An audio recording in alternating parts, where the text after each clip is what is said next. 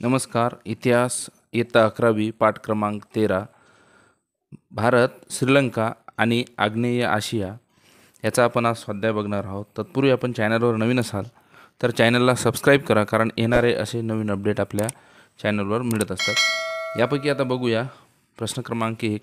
दिलेल्या पर्यायापैकी योग्य पर्याय निवडून विधाने पूर्ण करा. यामधील पहिलं आहे, बुद्धघोष हा प्राचीन श्रीलंकेत होऊन गेलेला एक सुप्रसिद्ध रिकामी जागा होता. पर्याय आहेत, विचारवंत, तत्त्वज्ञ, राजा आणि धर्मगुरू.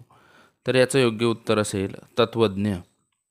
त्यानंतर दुसरा आहे, पगान साम्राज्याचा संस्थापक रिकामी जागा हा होता. पर्याय आहेत, कॅनझित्था, अनवरत, अयुत्था आणि जयवर्मन. तर याचं योग्य उत्तर असेल अपर्याय बरोबर असेल, कॅनझित्ता हा पगान साम्राज्याचा संस्थापक होता. तिसरा आहे, कंबोडियाचे प्राचीन नाव रिकामी जागा होते. पर्याय आहेत, कंबुज देश, लाओस, अंकोरवट आणि सुमात्रा. तर याचा योग्य पर्याय असेल कंबुज देश. हे म्हणजे अपर्याय बरोबर आहे. यानंतर दुसरा आहे, यामधील ब प्रश्न, चुकीची जोडी दुरुस्त करून लिहा. तर यामधील पहिला आहे, जोडी बघू आपण आता. म्यानमारमधील स्तूप बांधणीचा उत्कृष्ट नमुना स्वेटगॉन पॅगोडा. त्यानंतर दुसरा आहे, चंपा राज्यामधील शैव मंदिर माईसान. तिसरं, कंबोडियातील जगत विख्यात विष्णू मंदिर अंकोरवट.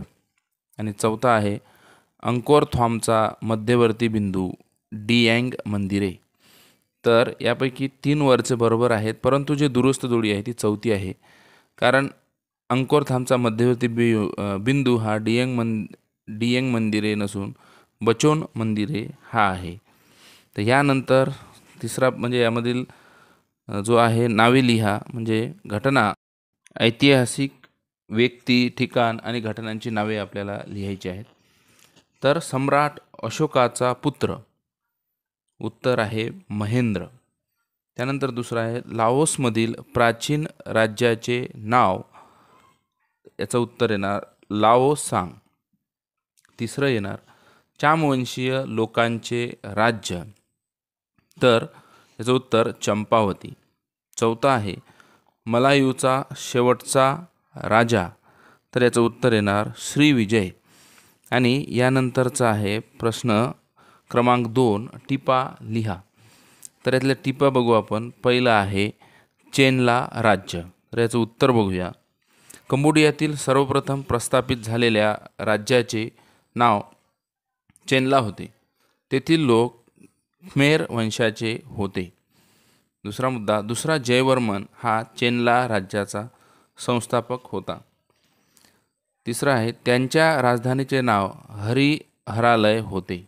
चौथं, चेनला राज्याचा राजांनी पुढील 500 वर्ष राज्य केले. व्हिएतनाम ते म्यानमार आणि उत्तरेला चीनपर्यंत साम्राज्य विस्तार केला. दुसरं आहे टीप, अंकोरवट विष्णू मंदिर. उत्तर, कंबोडियातील चेनला राज्याच्या दुसऱ्या सूर्यवर्मनने यशोधरपूर या आपल्या राज्याच्या राजधानीत 11व्या शतकात अंकोरवट हे विष्णू मंदिर बांधले. दुसरं आहे, या मंदिराचे क्षेत्रफळ सुमारे 500 एकर म्हणजेच 2 चौरस किलोमीटर इतके आहे. तिसरं, मुख्य प्रवेशद्वार पश्चिमेला असून मंदिराभोवती 200 मीटर रुंदीचा खंदक आहे. चौथा मुद्दा, मंदिरातील कोरीव शिल्पांमध्ये आग्नेयेकडील भिंतीवर असलेले समुद्रमंथनाचे शिल्प प्रसिद्ध आहे. पाचवा मुद्दा आहे, चंपाच्या राजाने अंकोरवटवर हल्ला करून या मंदिराचे बौद्ध मंदिरात रूपांतर केले. तिसरा आहे, मजबहित राज्य. उत्तर, 13व्या शतकामध्ये पूर्व जावामध्ये मजबहित राज्य उदयास आले. भारतीय संस्कृतीचा प्रभाव असलेले हे शेवटचे राज्य होते. दुसरं, विजय हा या राज्याचा संस्थापक होता. याने कुबलाई खानाला जावामधून हाकलून दिले. तिसरा मुद्दा आहे, इंडोनेशियातील जावा, बाली आणि इतर काही बेटांवर आपले वर्चस्व प्रस्थापित करून मजबहित राज्याचे साम्राज्यात रूपांतर केले. चौथा मुद्दा, 16व्या शतकात इंडोनेशियात उदयाला आलेल्या इस्लामी राज्यामुळे मजहबीत राज्य संपुष्टात आले. त्यानंतरचा चौथा आहे टीप चंपा राज्य. नंबर 1, व्हिएतनामच्या किनारी प्रदेशात चंपा हे प्राचीन राज्य होते. चंपा म्हणजे चामवंशीय लोकांचे राज्य. दुसरं, विजय हे शहर चंपाची राजधानी होती. तेथील इतर शहरांची नावे इंद्रपूर, अमरावती, कौठार, पांडुरंग अशी होती. तिसरं, या राज्यात अनेक ठिकाणी ब्राह्मी लिपीत कोरलेले संस्कृत शिलालेख मिळतात. या शिलालेखात तेथील राजे व राण्या यांची नावे आणि त्यांनी बांधलेल्या हिंदू देवतांच्या मंदिराचे, विशेषतः शिवमंदिराचे उल्लेख सापडतात. त्याचबरोबर लाकडी बुद्ध मूर्तीही मिळाल्या आहेत. चौथा मुद्दा आहे, इसवी सनाच्या 4थ्या ते 14व्या शतकात चंपा राज्यातील शैव मंदिरे माईसान दरीमध्ये बांधली गेली. त्यातील भद्रेश्वर मंदिर महत्त्वाचे समजले जाते. या मंदिराची उभारणी मेरू पर्वताच्या संकल्पनेवर आधारलेली होती. या मंदिराच्या प्रांगणात संस्कृत आणि चाम भाषेत कोरलेल्या लेखांचे दगडी पट्टे आहेत. 5वं, चंपा राज्यात नगरराज्य अस्तित्वात होती आणि तेथून विविध वस्तूंची आयात निर्यात होत असे. त्यानंतर आहे खालील प्रश्नांची सविस्तर उत्तरे लिहा. तर यामधलं पहिलं बघूया आपण. थायलंडमधील भारतीय संस्कृतीचा प्रकार स्पष्ट करा. उत्तर, इसवी सनाच्या 6व्या ते 11व्या शतकात आग्नेय आशियातील थायलंडमध्ये मॉन लोकांचे द्वारावती नामक राज्य होते. दुसरं, द्वारावती राजवटीच्या काळात थायलंडमध्ये भारतीय संस्कृतीचा प्रसार झाला. तिसरं, मॉन लोकांच्या संस्कृतीच्या घडणीमध्ये भारतीय शिल्प, साहित्य, नीतिशास्त्र व दंडनीती या क्षेत्रातील परंपराचा मोठा वाटा होता. चौथं, थायलंडच्या इतर भागात झालेल्या विजयाचे श्रेय मॉन लोकांना आणि पर्यायाने भारताला दिले जाते. 5वा मुद्दा, थायलंडमध्ये लोपबुरी म्हणजे लाओपुरी आणि अयोध्या यासारख्या शहरांचा जवळ द्वारावती कालखंडातील शिल्प आणि स्थापत्याचे अवशेष सापडले आहेत. 6वं, त्यावरून हे स्पष्ट होते की द्वारावती शिल्पशैलीवर भारतीय शिल्पशैलीचा प्रभाव होता. दक्षिणेत चोळांच्या राज्यात ज्या प्रकारची मंदिरे होती त्यासारखी मंदिरे थायलंडमध्ये निर्माण करण्यात आली होती. 7वा मुद्दा, या अवशेषात भगवान बुद्ध, भगवान विष्णू यांच्या मूर्त्या व शिवलिंग सापडले होते. 8वा मुद्दा, शेजारच्या कंबोडियातील शिल्पशैलीचा उगम द्वारावतीच्या शिल्पशैलीत म्हणजेच द्रविडी शिल्पशैलीत झाला असावा. 9वा मुद्दा आहे, 14व्या शतकातील अयुत्था राजांच्या नावामागे राम हा उपसर्ग जोडलेला दिसतो. त्याचे कारण रामचरित्राची थायलंडमधील लोकप्रियता हे आहे. 10वा मुद्दा, थायलंडमध्ये रामायणाची स्वतंत्र परंपरा आहे. तिला रामकियन, राम आख्यान असे म्हटले जाते.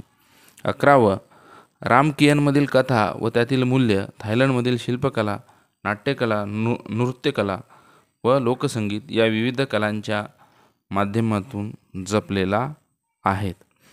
यामधील दुसरा प्रश्न बघूया. म्यानमार आणि भारत यामधील सांस्कृतिक संबंधाविषयी माहिती लिहा. उत्तर, म्यानमार भारताच्या ईशान्य सीमेलगत असलेला शेजारी देश आहे. ब्रह्मदेश हे या देशाचे पूर्वीचे नाव आहे. इसवी सन 2ऱ्या शतकात उत्तर आणि मध्य ब्रह्मदेशात प्यू या नावाने ओळखली जाणारी नगर राज्य अस्तित्वात होती. त्यापैकी श्री क्षेत्र हे विस्ताराने सर्वात मोठे राज्य होते. तिसरं, श्री क्षेत्र राज्याचा संस्थापक असलेले 2 भाऊ हे गौतम बुद्ध यांच्या शाक्य कुळातील होते. 4थं, इसवी सनाच्या 1ल्या शतकात पगान हे राज्य उदयास आले. 11व्या शतकात त्याचे साम्राज्यात रूपांतर झाले आणि त्यात श्री क्षेत्रसह सर्व प्यू नगर राज्य विलीन झाली. 5वं आहे, पगान साम्राज्याचा अनवरत हा म्यानमारच्या इतिहासातील सर्वश्रेष्ठ राजा मानला जातो. त्याच्या कारकिर्दीत आग्नेय आशियान क्षीण होत चाललेल्या थेरवादी बौद्ध धर्माचे पुनरुज्जीवन झाले.